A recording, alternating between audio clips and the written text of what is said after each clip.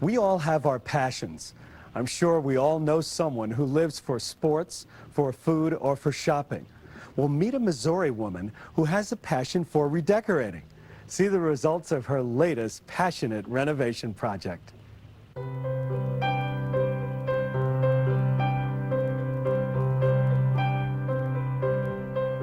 have a thing about doing houses, I guess. It's kind of my avocation. It's my passion. Magazine editor Zim Lloyd freely admits that this passion has led her to take on a major remodeling project or house renovation every 10 years. And just like 2 times in the past, as she neared the 10-year mark in her last house, she found this one.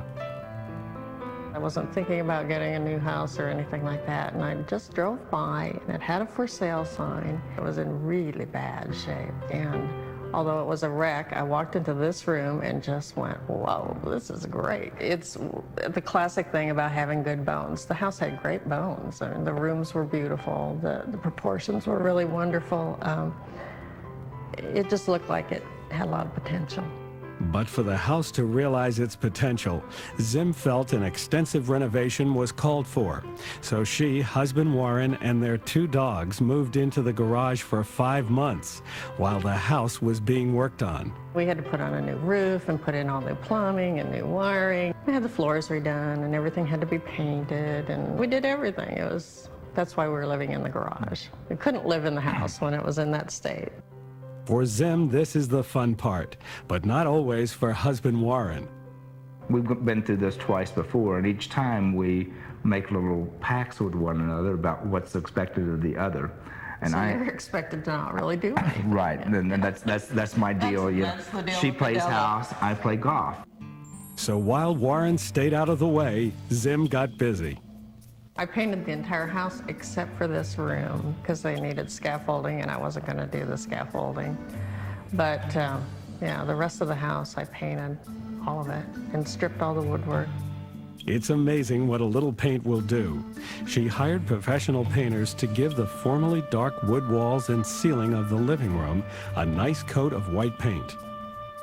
I had a lot of color in the last house, so I was ready to do something that was pale and monotone. And it needed to be white. It just couldn't be that dark wood everywhere. She also used the same color scheme to update their furniture. It's just slip covered and painted and different upholstery fabrics and that kind of thing. My color decisions aren't conscious. Almost by osmosis, you kind of pull it all together and you just know that this is going to work. There are a lot of things that happen, like the fabric that I have on, like the chair right over here, the Louis XV chair, and looking at that with the tile on the fireplace. It never occurred to me that they actually worked together really well until I set the chair down and went, oh, well, yeah, this matches. I have nothing that's expensive in this house. It's all good old furniture. Everything came from estate sales anyway in the first place. The only exception is the unusual coffee table. A friend of mine who's an antique dealer had these beautiful big pieces of concrete with little glass insets because it was for a sidewalk. I just love the texture, and it's so rough, and it's just a beautiful finish, I think, and it was his idea to make it into a coffee table. The hardwood floors have a beautiful finish too. These are the original floors in this room. I mean, it's just amazing that when was the house built? 34, 33? 1930. 30, okay, yeah. So the floors came back up and we're just like, wow, terrific. The original marble floors in the step-up dining room are pretty terrific too. Zim painted the walls to match. The room has a decidedly Swedish feel with its pale gray walls and white painted furniture. The nearby newly renovated kitchen seems straight out of the English countryside. We gutted the kitchen. That was actually a kitchen, breakfast room, and an outdoor porch that is now the kitchen. Well, I wanted it to look not like a contemporary kitchen in an old house. I thought it needed to fit the house, so I did the dark wood cupboards and the cork floor. And I did it so that the only appliance you see is the stove, and the rest of them are all kind of hidden by the cabinetry. So I just wanted to feel like a cottage kitchen, and the white tile on the walls, and I think helps kind of carry that look. So, and my little built-in nook was kind of comfortable. Steps from here is the library.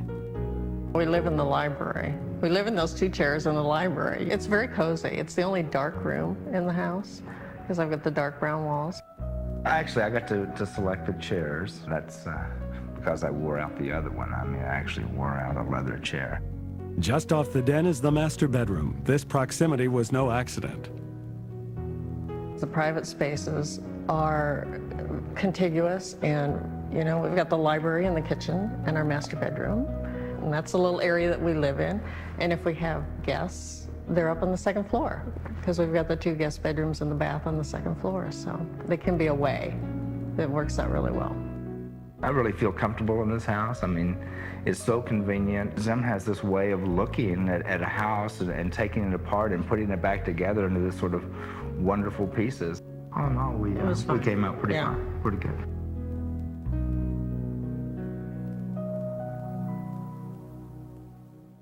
When Homes Across America continues, learn the secret behind a striking wall treatment in Zim Loy's powder room.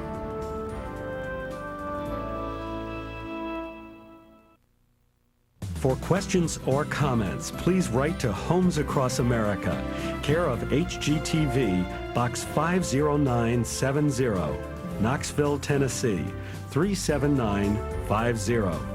And be sure to include the episode number and your daytime phone number.